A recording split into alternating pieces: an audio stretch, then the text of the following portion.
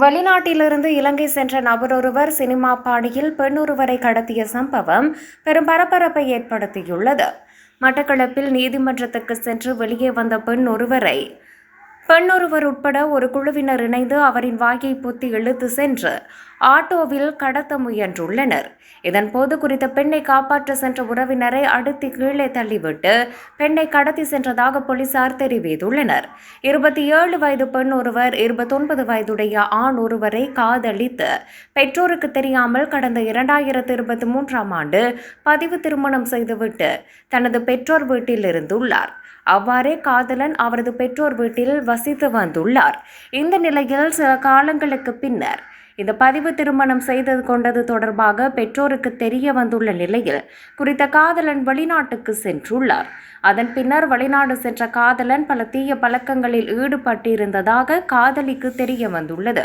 இதனை அடுத்து அவருடன் வாழ முடியாது என விவாகரத்து கோரி மட்டக்களப்பு மாவட்ட நீதிமன்றத்தில் வழக்கு தாக்கல் செய்துள்ளார். இதனை அடுத்து வெளிநாடு சென்றுள்ள காதலனுக்கு பதிலாக அவரது சகோதரியார் நீதிமன்றத்தில் ஆஜராகி வழக்கு விசாரணை இடம்பெற்று வந்த நிலையில் வெளிநாட்டிலிருந்து காதலன் திரும்ப நாட்டுக்கு வந்து வழக்கிற்கு நீதிமன்றத்தில் ஆஜராகி 3 தவணைக்கு சென்று வழக்கு விசாரணை இடம்பெற்று வந்துள்ளது.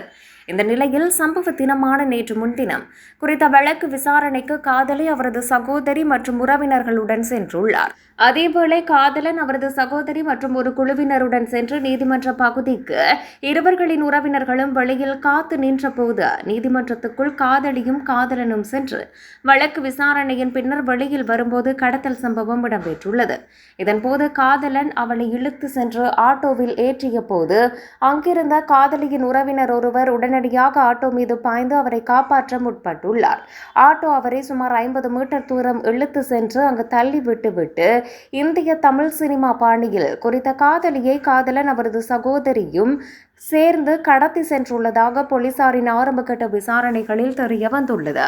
இந்த கடத்தல் சம்பவம் தொடர்பாக கடத்தப்பட்ட பெண்ணின் சகோதரி மட்டு தலைமையக போலீஸ் நிலையத்தில் முறைப்பாடு செய்ததை அடுத்து போலீசார் தீவிர விசாரணைகளை மேற்கொண்டு வருகின்றனர்.